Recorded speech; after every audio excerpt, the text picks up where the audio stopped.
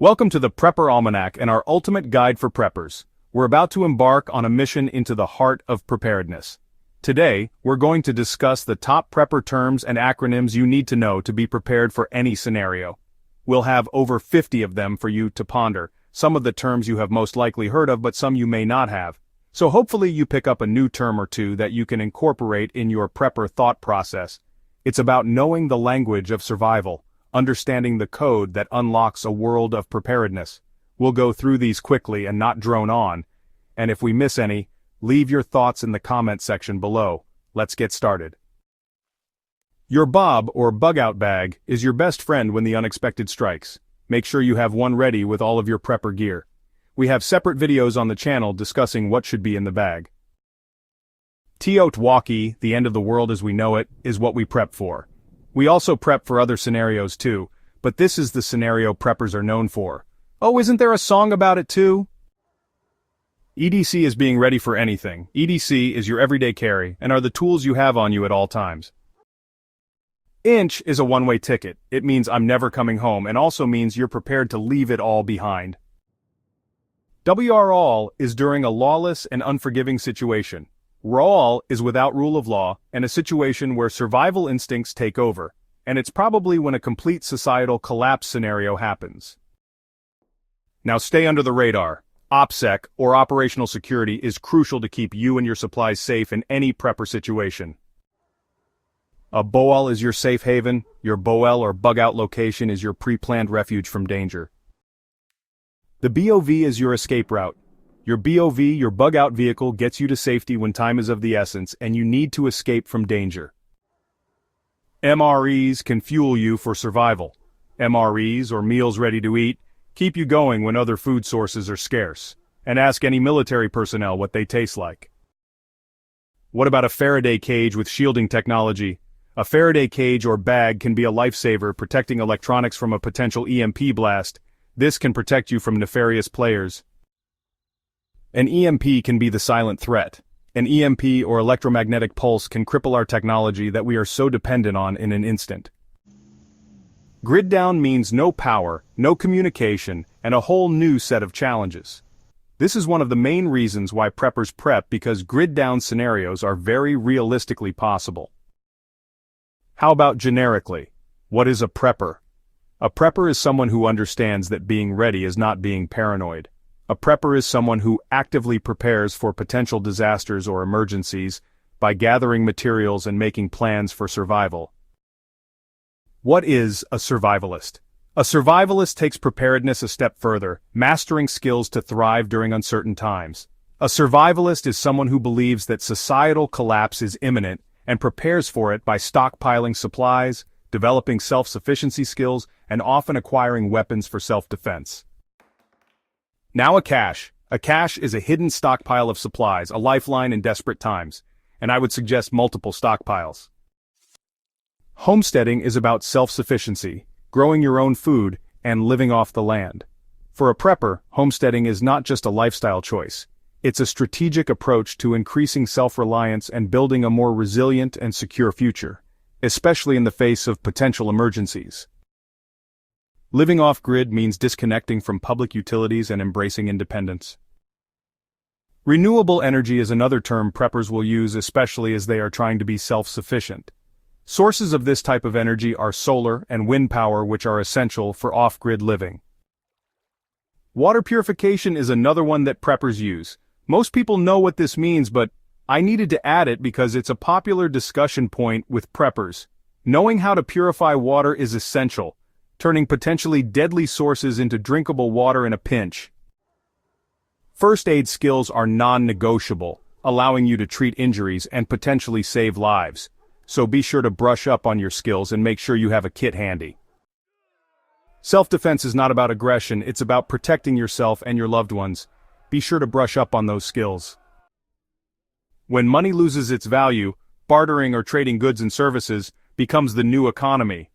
I did a separate video on the channel specifically on the topic of bartering as well that discusses these ideas in greater detail. I'll leave a link to that video in the description below. Pandemics are a stark reminder of our vulnerability, emphasizing the importance of preparedness. We sure learned this lesson a few years back. An economic collapse can cripple a nation, making self-reliance even more crucial. This is another huge reason why I personally prep. It's to be prepared for any long-term and severe economic issue. Civil unrest can erupt unexpectedly, testing our ability to stay safe and protect our own. This can result in martial law. Martial law signifies a shift in authority, with the military taking control. I also have a specific video on martial law that goes into this topic deeper. I'll leave a link to that video in the description below to check out next if you want. Bugging in and holding down the fort. Bugging in means staying put during a crisis, fortifying your home and riding it out. Bugging out and the strategic retreat. Bugging out is a calculated decision to evacuate your home and seek safety elsewhere. Sheltering in place and finding safety indoors. Shelter in place means seeking immediate refuge indoors, often during a chemical or biological threat. Next is a go bag. Be ready to grab and go. A go bag is a smaller version of your bug-out bag, packed with essentials for a quick evacuation. A fire starter is a key to igniting survival. A reliable fire starter is crucial, providing warmth, light, and the ability to cook food. Water storage is your liquid lifeline. Storing an adequate supply of water is paramount, as we can't survive long without it. Food storage and fueling preparedness. Building a long-lasting food stockpile ensures you have sustenance during emergencies. Tactical gear and tools for the prepared. Tactical gear encompasses a range of equipment designed for survival and self-defense. A ham radio and staying connected when all else fails. A ham radio can be your lifeline for communication when traditional networks are down. Solar power and harnessing the sun's energy. Solar power provides a renewable source of energy, ideal for off-grid living and emergencies. Wind power and tapping into nature's force. Wind power, like solar, offers a sustainable way to generate electricity in off-grid scenarios. Hydroponics and growing food without soil. Hydroponics allows you to grow food in water, a valuable skill when land or soil is scarce. Aquaponics and a symbiotic cycle of food. Aquaponics combines fish farming with hydroponics, creating a self-sustaining food system. Permaculture and working with nature. Permaculture emphasizes sustainable agriculture, mimicking natural ecosystems for resilience. Heirloom seeds and preserving genetic diversity. Heirloom seeds are non-hybrid varieties, crucial for preserving genetic diversity in your garden. Composting is important too. It transforms organic waste into nutrient-rich soil, reducing waste and supporting your garden.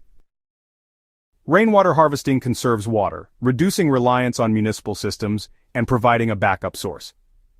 I've done a full separate video on the topic of harvesting rainwater that goes deeper into this subject. If you want to check out that video, I'll leave a link to that one in the description. Greywater is water from sinks and showers that can be reused for irrigation, conserving this precious resource. And now Blackwater. Be sure to handle it with caution. Blackwater, wastewater from toilets, requires careful handling and treatment for safe disposal. How about an EMP shield in protecting your electronics? An EMP shield acts as a protective barrier for your electronics, safeguarding them from EMP damage. You always need a tactical knife as well. It's your multi-purpose tool. A tactical knife is a versatile tool for cutting, self-defense, and various survival tasks. Beyond a tactical knife, you need a multi-tool as well. A multi-tool combines multiple tools in one compact package, ideal for everyday carry and emergencies. Next is Paracord. Paracord is incredibly strong and versatile, used for shelter building, repairs, and even fishing lines. Do you have a firearm? A firearm is a serious responsibility, only to be used as a last resort for self-defense. If you have a firearm, you'll need ammunition to fuel your firearm. Ammunition is essential for firearms, and storing an adequate supply is crucial for preparedness. How about a hand crank radio? Staying informed when you are off-grid will be important. A hand crank radio provides access to information and emergency broadcasts without relying on electricity. We all know the flashlight, as it can illuminate the darkness. A reliable flashlight is essential for navigating darkness, signaling for help, and deterring threats. Get a good one, but also pick up multiple cheap backups from the local dollar store. I added batteries to the discussion too. I figured I would add these since I just talked about a flashlight. Be sure to store a variety of batteries so your essential electronics remain operational during emergencies. Be sure to explore getting a generator for your prepping needs. A generator provides backup power when the grid is down, keeping essential appliances running. Now, if you have a generator, proper fuel storage is crucial for running generators safely and effectively during emergencies. Be sure to have plenty of fuel ahead of time. And of course, have plenty of medical supplies. A well-stocked medical kit is essential for treating injuries and illnesses when professional help is unavailable. Antibiotics are very important too. Antibiotics are powerful medications used to treat bacterial infections, potentially life-saving in a crisis. There you have it, folks.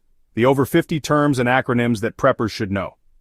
Again, if we missed any, let us know in the comment section below. As we wrap up today's video, if you have any questions or if there are any topics that you would like discussed in the future, let us know in the comment section below. We love to get video ideas from the community. We always appreciate input. And if you found today's discussion helpful, hit that subscribe button and notification bell to stay updated with more survival and prepper content. Also be sure to check out the link in the description for a list of offers of free prepper gear and free prepper items to check out. And thanks for swinging by the Prepper Almanac today. It's appreciated. I'll see you in the